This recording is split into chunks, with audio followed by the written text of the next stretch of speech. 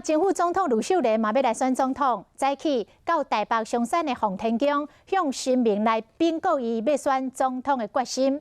另外，针对前总统陈水扁，甲因两个人会面的内容也出来。陈水扁讲，卢秀莲天年已经过啊，选袂掉，但是会当甲蔡英文救落来。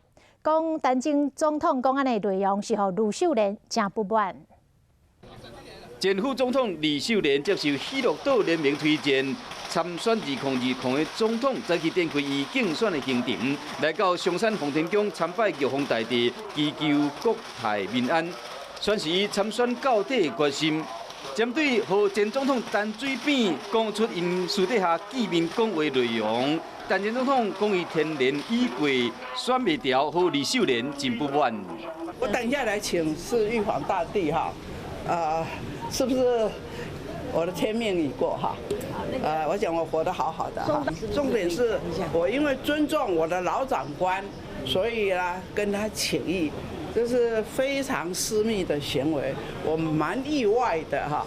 就是他会把我私下对他这个请益对外讲。假如是说我把他当时跟我讲的话都跟大家讲的话，那问题就很多了。